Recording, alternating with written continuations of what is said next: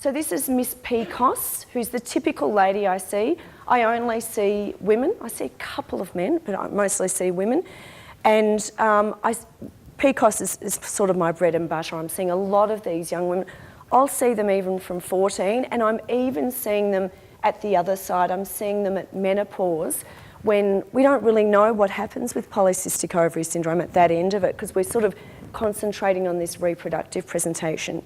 So Miss PCOS is 20, and she's actually a real lady. I saw this lady, not the name, but she's renamed, obviously. She has excessive hair growth. So the thing that gets these girls, they don't like excessive hair, so that's a therapeutic target. You'll get them when they don't want their excess hair. They don't want acne. Many of them don't want to be overweight, but that's not as much of a priority for some of these. But where you will be able to get them presenting to you so you can sort them out and look at all the issues is those two things, the acne and the excess hair, and also the fertility aspect. So this is a real motivator. When they want to have a child, you can really do a lot of work with these women. So she has facial acne, doesn't like that, a lot of excess hair, sideburns, moustache, jawline, etc. Irregular cycles. Her last period was 4 months ago, and she's had quite a large weight gain of 20 kilograms over the last 2 years. She's not doing much exercise. She used to fence at a sort of almost competitive level in secondary school, and that was 5 hours a week. So it's quite an amount of exercise, isn't it? Stop that. And often these girls will leave secondary school, will get their licence, so they're not walking to and from the bus to school or whatever, and they're losing maybe the PE class at school that forced them to do a couple of bouts of exercise a week, and they're just becoming very sedentary. She was 95 kilograms, her BMI was 33, a BMI of 30 and above is in the obese range. And that's terrible for a 20-year-old, isn't it? Terrible, really, when you think about it. Acne, excess hair, and she also had stretch marks, abdominal striae. So how do you proceed? So this is the typical girl who will walk in to see me. She might not walk in to see you, but you'll see her at some point. So this is where the big trouble with polycystic ovary syndrome comes. You'll see there are the 3 sets of criteria. First one is the National Institute of Health, and that's the big US health body, which said, this is a syndrome, these are our diagnostic criteria. So chronic anovulation, so not producing eggs, hyperandrogenism, so too much male hormone, like testosterone and similar hormones, and that can be clinical, which is the excess hair and the acne, or it could be on blood tests, which is the biochemical. So a group of experts, there's always these group of experts, they get together and they think, didn't like that, whatever. But they got together, a more European focus, got together in the middle set of criteria, which is the Rotterdam criteria. And they said, well, hang on, this is nearly there, but it's not quite right. So they thought that you should have 2 or more features of chronic anovulation, the hyperandrogenism again, so the increased levels of testosterone, etc., and the polycystic ovaries. So you could skip one of those things and have the other 2. And that sort of turned it on its head. So some people, up until recently, were using one set of criteria, and you can see that some would be diagnosed by that and others would be diagnosed by the other. So again, we haven't cleared this up, but the Americans got together again, and this was headed by a guy who's seen bucket loads of women with androgen excess, so too much testosterone. And this was the most recently sort of set form of criteria in 2006. And the Androgen Excess, or PCOS Society, said, well, actually, you need 2 criteria, and that's ovarian dysfunction. So ovaries just not working, but not necessarily not ovulating. So just get an idea about that. And or polycystic ovaries, and the clinical or biochemical hyperandrogenism. So the main thing that goes throughout is the androgen. And the other main thing is that the ovaries just aren't working right. So it's some combination of those. I'm tending towards using this 3rd set of criteria at the moment, and you'll see why in a minute. So these are various studies that have used all of the criteria to try and diagnose polycystic ovary syndrome, and you'll see by the percentages in each of the columns. See, there's the NIH, the Rotterdam, and the androgen excess. So they've used the same group of women, applied those criteria to the women, and have said, well, by this set, this is the percentage in this sample that had it. So you'll see the NIH criteria, it's a pretty low percentage of women that are having PCOS based on their criteria. So less than 10%. When you use the Rotterdam, it's quite a lot. It's up to 20%, which is a lot of women. You'd almost say, well, that's almost normal. But the Androgen Excess Society is up to about 15%, which I think is probably more realistic. So you see where the confusion lies and where different messages could be given by different doctors. So what we're going to say is that it's up to 20% of reproductive age women, but it might be lower, it might be up to 6%. Higher in selective populations, Aboriginal women, Indian immigrants, etc. I see a lot of Sri Lankan women with this syndrome as well, especially when they gain weight. They seem to be very susceptible. Their hormones go out of control once there's weight gain. So there's a lot of, this is why it's very important for these women to be sorted out properly, because there's a lot of other things that can mimic as this syndrome, and you really need some very careful advice. So Cushing's syndrome, steroid excess, there is a condition, congenital adrenal hyperplasia, and they can present almost identical to polycystic ovary syndrome. So that's one of the things I'm ruling out when they first come in. Some, if they've got an explosive onset of almost like a male pattern beard growth or male pattern hair loss, and it's been very, very sudden, and they might not be even overweight or whatever, they might have an androgen secreting tumour. So these can happen. I don't see many of them at all. But if the ovaries have grown a tumour that's secreting a lot of testosterone, they'll have this very explosive onset. So again, they need to be detected. And that's the importance of doing an ultrasound in this syndrome. You're not only looking at the womb, but you're looking at the ovaries to see if there's cysts or tumours or whatever.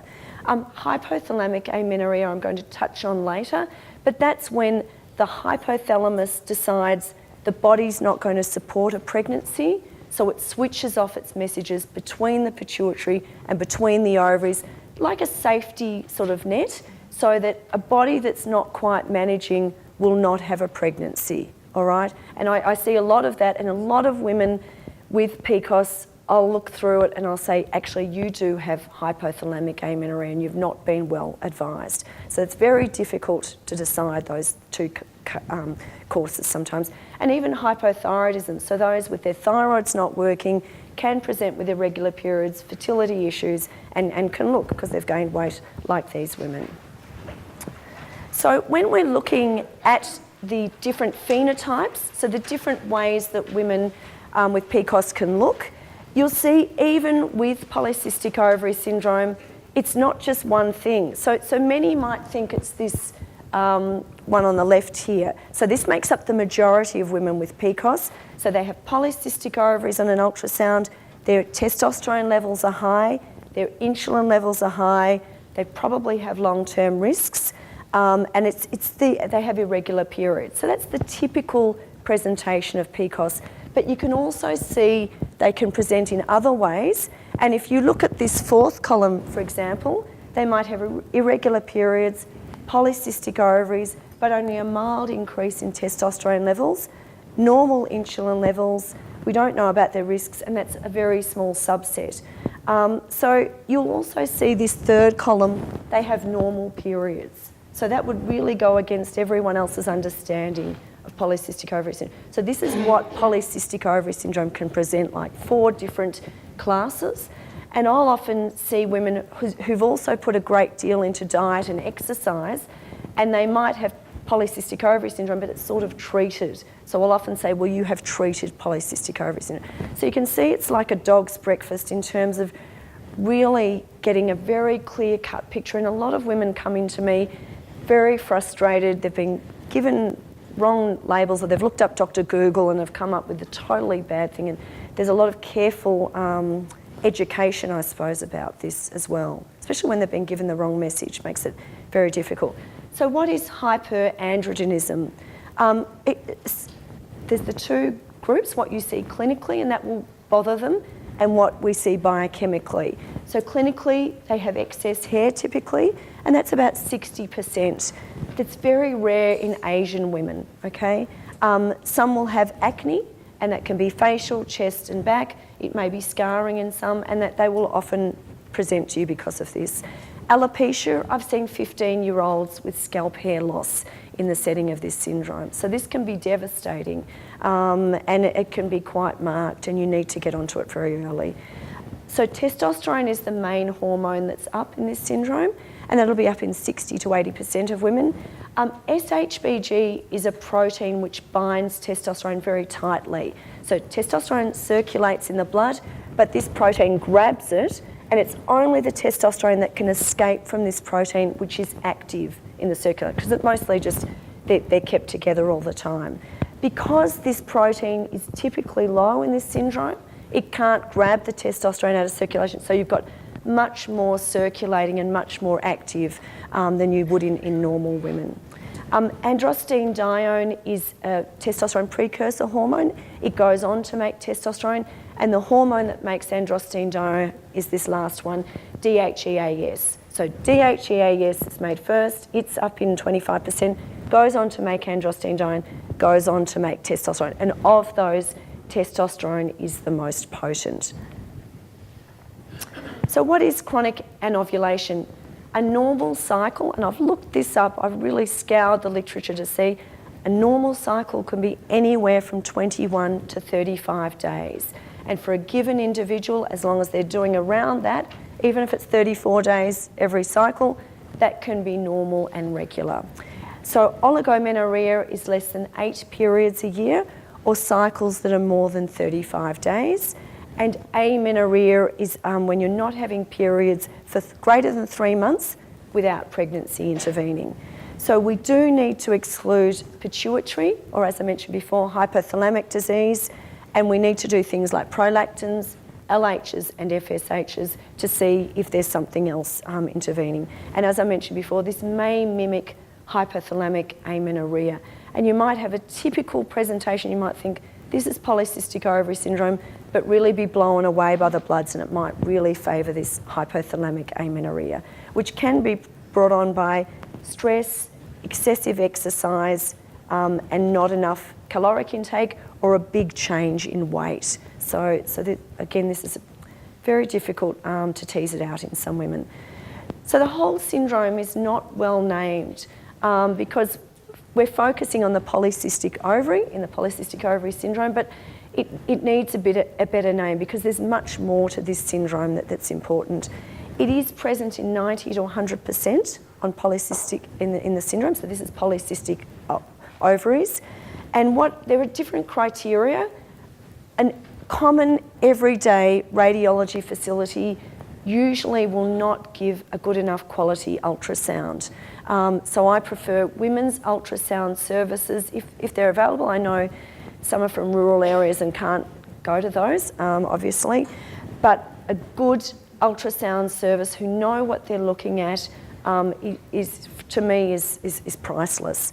So in the follicular phase, the first half of the cycle, the diagnostic criteria, more than 12 follicles, 2 to 9 millimetres in diameter, or an ovarian volume of greater than 10 mils. And that's often the first thing I'll scour down.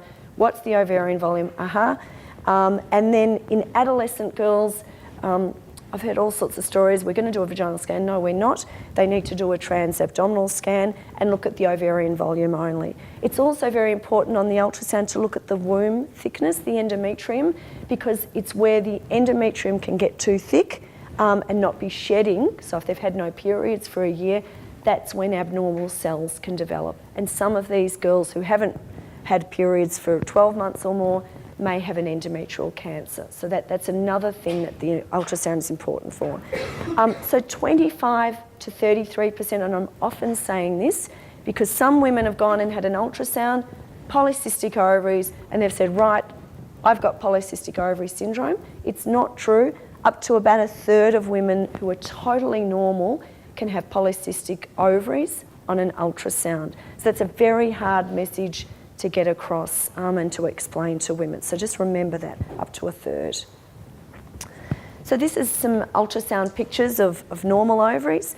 So it is normal to have these different follicles, and a normal ovary will have follicles scattered on different phases of the cycle, different sizes. So the picture on the left is normal, but you'll see on the right there are more follicles, they're a bit more uniform, and they do, you can't see it on this scan, but they do tend to be concentrate on the outside of the ovary, and we call it like a string of pearls appearance. So there'll be a tip, and a good ultrasound report will say, this is typical for polycystic ovary syndrome. They won't just say there's a few follicles. And that bottom picture is just a cut through of a polycystic ovarian syndrome ovary. So we just don't know what's the chicken and the egg here. What is the thing that sort of brings about this syndrome, and what's the first thing that's active?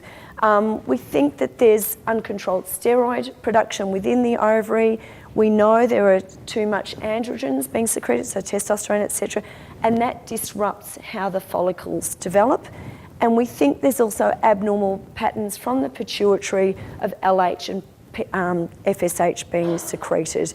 And we tend to get an irregular ratio between LH and FSH in these women. So you would be dealing with LH and FSH levels and stuff like that in your ladies? Not as much, no, all good. And there's also insulin resistance. So we used to focus on the testosterone and the hormones. More and more we're focusing on the insulin because a lot of the pathogenesis is thought to focus around insulin, and that's also where our therapy lies as well. So insulin resistance, that's when you have an impaired biological response to our own insulin or even external insulin, and there are disturbed metabolic and mitogenic processes. That's one of those great sort of scientific statements. You think, oh, what does that mean? So in PCOS, 35 to 40% will have a decrease in insulin-mediated glucose uptake. So effectively their insulin's not working like it should. They typically have more insulin and it's just not working very effectively. Sort of like type 2 diabetes, and many will go on to have type 2 diabetes. So 40% of those who are obese with PCOS will have impaired glucose tolerance. Usually you will have an increase in fasting and glucose challenge insulin levels, and there's a 50 to 70% prevalence in PCOS of insulin resistance, which is quite a lot.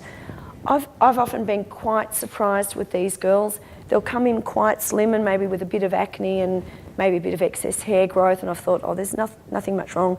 They'll have a normal fasting glucose and insulin. You'll do a 2-hour oral glucose tolerance test and look at their insulins, and they might even have impaired glucose tolerance. So a fasting insulin and glucose will miss some of these women, and I'm always doing a glucose tolerance test to sort of see, well, is there a problem there? So I've really been personally surprised by that, which has happened quite a few times now. So what are the causes? We don't know. We think there's a genetic basis to this. There's probably environmental factors as well.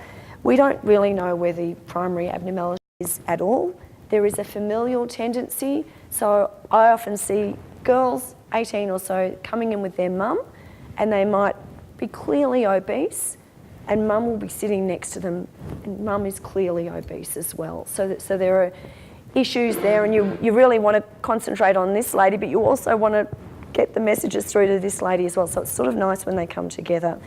We also think that they might be protected in their sort of teenage years, but it's when they're losing that incidental exercise and the sport and walking to the station. When they're stopping that exercise, weight increases. We think that this might kickstart the syndrome in those who are susceptible, all right? So not everyone with weight excess will have this syndrome, but if you do have a genetic tendency, that might kick it in. So there are a lot of health implications here. There are the reproductive things, and again, this is often where they will get motivated and really get acting on this. Metabolic consequences and psychological consequences. So that's been the latest thing that we've concentrated on, the fact that wellbeing and mood can be affected by this syndrome. So the reproductive things will vary. The reproductive years is when these women typically present. Menstrual irregularity, so some will come purely because their periods aren't regular, might be inconvenient, they might have flooding, they might have a humdinger of a period every now and then. Excess hair, they definitely will come and present with that. Acne, infertility, Some, unfortunately, will just present with endometrial cancer, and that has been well described. Miscarriage and pregnancy complications. We think because you're not ovulating, possibly menopause might be delayed. And of the few women I've seen I've diagnosed this syndrome after menopause, that's probably late. They do seem to have a later menopause, but we haven't followed these women well enough through time to actually capture well what happens after menopause with these women, but that will be fascinating to know. So the metabolic things that we're worried about, obesity, that's a real concern in these women. Impaired glucose tolerance, the insulin resistance, dyslipidemia, so their cholesterol's getting out of whack as well, and type 2 diabetes. 10% will have this within the 3rd to 4th decade, and diabetes in pregnancy obviously is a risk as well. So there are other things as well. In the reproductive years, sleep apnea, so more and more of my patients are being diagnosed with sleep apnea, fatty liver, and depression. After menopause, this is really where the cardiovascular risks come in. So cardiovascular disease, so heart disease, heart attacks, angina, stroke. They've got so many risk factors. Have a look. Cholesterol's up, their testosterone's up, their blood pressure's usually up, and they have a lot of markers that will push them towards having heart disease or stroke. So there's a lot of... So you need some good medical care as the essential thing with these women. So how do we manage these women? A diagnosis is imperative, so I spend a lot of time with these women to start with, and they come in, they want an easy, I've got this, I want a pill, and out they go. I say, well, this is a works in progress. We need to carefully get some more information and some good information, diagnose you properly, make sure you don't have something else, look at your lifestyle, look at cosmetic things, look at the periods, look at the fertility, and a lot will come to me, not really even wanting to be pregnant, but will come to me because they're worried about that in the future. So that's a great step for me because I can really intervene there at a really early stage. And also the psychological management's very important too. The Jean Howes Foundation has a great resource which is mostly targeted towards GPs, but you can freely download it, and if you wanted a copy you could easily contact Jean Howes and they could send it to you. But it's a very easy file. You've got it in front of you. I like it when my audience show me it. It's a great tool and it's very clear, and it takes you through what to look at, what you need to be careful of, and it's really quite a handy tool to have. Mostly focused on GPs, but it's not exclusive for GPs. Maybe you could hand it to some GPs actually, because it might be my sneaky way. I know you'll be out there. You might, how about this that I saw at a great talk on the weekend, hopefully a great talk. So what's the diagnosis? Most of it you'll determine on the history. When I examine, so it's oligomenorrhea or amenorrhea as I discussed before, the excess hair is pretty evident, the acne and weight gain. I do a height and a weight, and I'll do the BMI and I'll say, well, for your height, a healthy weight would be this weight. So I give them some sort of goals. Some are just totally not even knowledgeable that their weight is totally out of control. And I'm trying to be nice to these, like, I'm nice to everyone, but I want to be nice and work with these women, but sometimes they'll need to know, well, this is actually obese range BMI and you're 20 and we've got a lot of work to do. So you tell them in a way that it's going to be a positive and we can do stuff with it. And you certainly can. With someone who's 20 years of age, they can lose weight. Who's above 20 years of age in this room? We can all, it's a lot harder for us, all right, as a group, and they can do it easier. Blood pressure is important. Some of these women have blood pressure issues as well. So these are the things that I do. This is not for you to dwell on, but I'll look at their testosterone level, and there's a lot of trouble with measuring testosterone. A lot of the labs don't measure it very well. Dorovich and Melbourne Path, if you ask them, will do a very sensitive test. It's very hard to measure testosterone in women, much easier to measure it in men. The tests were designed for the much higher levels in men. Men have a level of about 15 to 30 on average. Our female levels are up to 2.5, so a big difference there. We measure that protein, remember the one that sucks testosterone out of the equation, SHBG, and that gives us the ratio of this, and this gives us the free or active testosterone. So it's very important to do all of those. Their estrogen level is important. Their pituitary hormones that drive the ovaries, LH and FSH. Their thyroid hormone, often they will have abnormalities of thyroid too. Prolactin, some will just actually have a prolactinoma or a medication that's caused prolactin levels to be high and that have, stuffed up periods and the hormones and the rest of it. So this, it's important as a package. I do this every time I first see someone. I will do the 2-hour oral glucose tolerance test with insulins, which is a bit tough on a 15-year-old. But if I get a 15-year-old who's obese, with scalp hair loss, terrible acne, blood pressure's up, you've got to do the right thing. And often the insulin resistance thing is a great target as well. So I'll talk about that in a minute.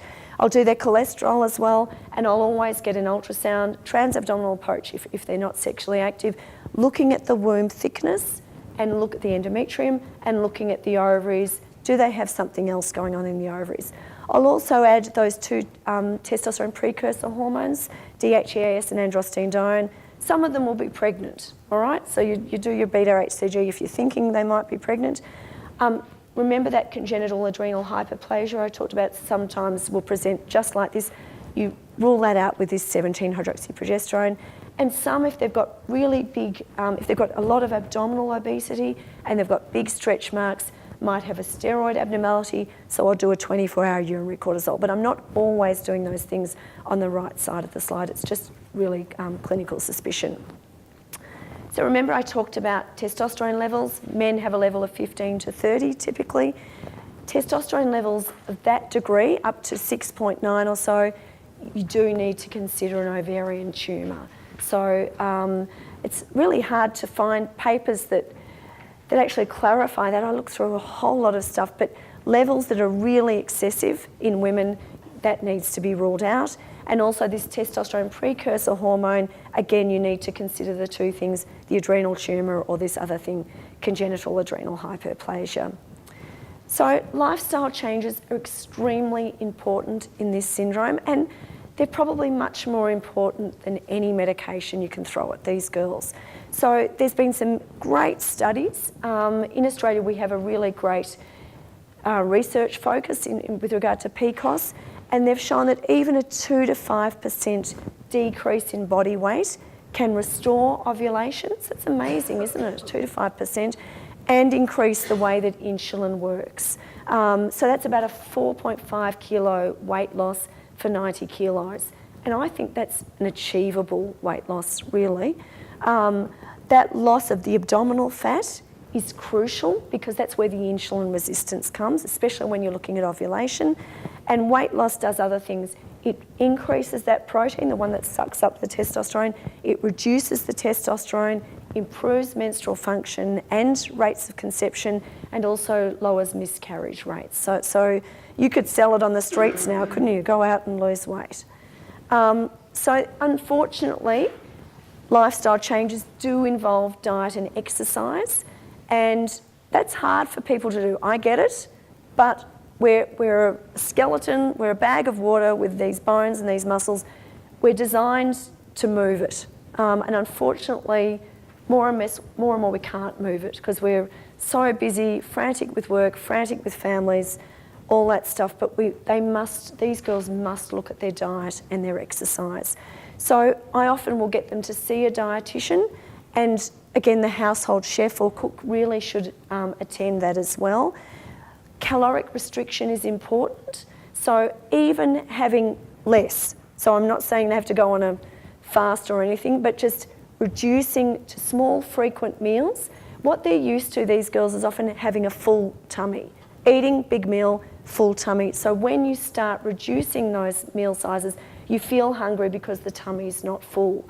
Once your tummy learns that this is the new size, it'll get it after a while. So the hunger doesn't last. Caloric restriction, we aim for slow and steady weight loss, and we aim for healthy eating for life, if possible. And these women do need to move it. And often they'll say, I'm doing this caloric restriction, I'm going to the gym every day, I'm not shifting it. This group do need to work harder and I say, you need to work harder than that skinny blonde next to you at the gym. And it's true, they really do. I've heard it too many times to not believe it, to not disbelieve it. So at least 30 minutes of vigorous exercise 3 to 4 times a week. Who hates exercise in the room? Yeah, some just hate it. I love walking. I've got a small dog. He's my personal trainer. He goes and I just follow, all right? He's well worth the investment. Some hate it. Some hate walking. Some hate Zumba. Some hate classes. I couldn't go to the gym. I just couldn't do it. To be on one of those machines, but that suits some. So it's got to be what they enjoy. And that I encourage all of you, find something you enjoy and do it. So these women need to be doing something at least 3 or 4 times a week that they enjoy, not to be a chore. And some just hate exercise. So the cosmetic issues, again, this will be the real therapeutic thing. This is what they hate. They don't want this stuff. The pill, any of them will effectively turn the ovaries off. So suppress that whole hypothalamic pituitary ovarian axis. So it switches the ovaries off. If the ovaries are switched off, the androgen levels will come down, and the androgens are what are driving the excess hair and the acne. The pill also does a great thing to remember. I keep going on about this protein SHBG that binds testosterone. The pill will typically raise those levels quite high. So again, if the levels are up here, the testosterone is low and it's sucking most of it out of the circulation, there's hardly any testosterone left. And that is a desired effect in this syndrome. We do, there are particular pills like the Brendas, Dianes, you've probably heard of those. Some will say you need this because it suppresses the androgens more heavily. That's more theoretical, and we're actually favouring the lower dose pills. So the pills with 20 micrograms of estrogen and below that, there's a 15 microgram equivalent now, because that goes against the insulin resistance. So the higher dose pills, bigger dose estrogen, they sort of stuff up the insulin resistance a bit. Spironolactone is a great medication for excess hair and also for acne, and also for scalp hair loss as well. So what that does, testosterone binds to its receptor, has effects on hair, skin, growth, sexual function. Spironolactone wants to bind in that receptor instead, so it will stick there in the receptor. Testosterone's happily circulating, it can't have its effects on the receptor. So the levels might not be any different, but its effects are blocked. So it's a testosterone receptor blocker. Metformin is a diabetes medication. I'm going to go through that in a minute, but it certainly may have some benefit on acne and excess hair. Vaniqua is a cream. I haven't found it to be too effective, but some women will get a benefit. It's not cheap, and you have to apply it twice a day, so that can be beneficial.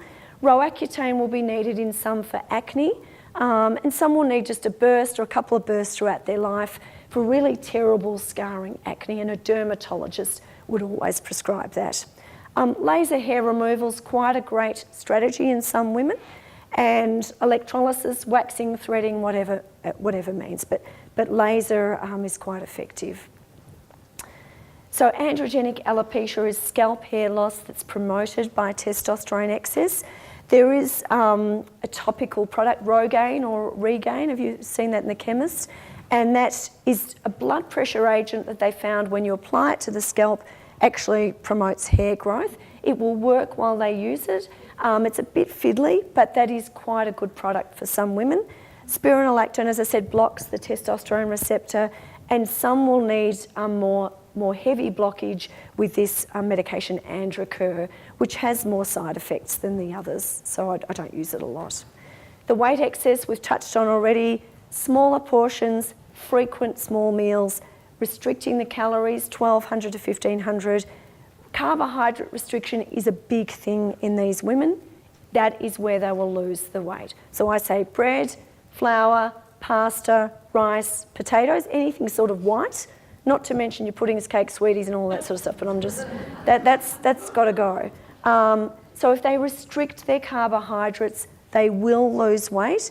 And often they've been trying so hard and they don't lose anything. I'll say, just try and go carbohydrate free, because they'll lose a few kilos quickly and then they get the momentum to keep going. It's not a healthy way to do it, but it's a good way to start it. Protein loading, essentially, was what you're doing there. Exercise will definitely help. Metformin may be beneficial for the weight excess too, and some will need lap band surgery. All right, so I have some patients who are 150 kilos, and that's a big amount of kilos, really, and no amount of diet and exercise. They've gone through their life, they've tried light and easy, Jenny Craig, Weight Watchers, they've done a lot, and I'll just say, let's just do lap banding. And some that's saved their life. Not for everyone. And that not everyone needs it. Not everyone. So when we're looking at irregular periods, we can get endometrial hyperplasia, so too thick endometrial lining, due to just not having frequent periods at all. And that may predispose towards endometrial cancer.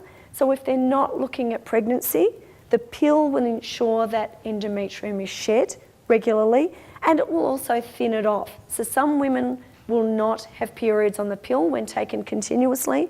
As long as their womb lining isn't building up too much, that's fine. And I'll often look at periodically at ultrasounds. It also gives contraception. So some of them, when they present at 20, will need contraception. Cyclical progestogen administration can be used. So you just give them a dose of progesterone every few months or every now and then they will have a bleed. So it just makes sure the womb lining is nice and thin. Infertility is one of the things, this is where our lives will touch a bit.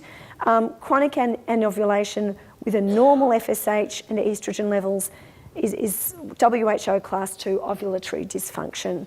So ovulation induction is the first thing that you'll do for these women. I'll try and get them to lose probably 5 to 10% of weight to try and restore regular cycles and hormones. If that hasn't worked, then we use these ovulation induction agents. Often I'll use metformin first, and I think I'm talking about that in a moment. But ovulation induction promotes the growth and ovulation of a single follicle. Clomiphene or Clomid is the easiest thing and the first thing we usually will use, and this is quite effective in these girls usually. 6 times more likely to go to a pregnancy than placebo, but you do have the increased risk of multiple pregnancy. Metformin helps that insulin work better and more efficiently. It does increase ovulation, so you'll see the rates there, 46% compared to 24% in placebo. Does reduce the androgen secretion, so we don't really know how it works, but it's working on the ovaries and it's doing something to the cells and the follicles in the ovaries. It has no adverse effects on fetal development, but when they're pregnant, normally we would say stop the metformin then. Some women with type 2 diabetes, there's been studies of them taking metformin throughout pregnancy, but that's not recommended, and their fetal abnormality rate was not increased, all right? So given that, and given that this is an easy and cheap medication, I will often give metformin first to see if they will ovulate, and if they've had a time on that and it hasn't done anything, I'll get them to see a fertility specialist and look at Clomid as the first line. We go up to 1 gram twice daily on metformin.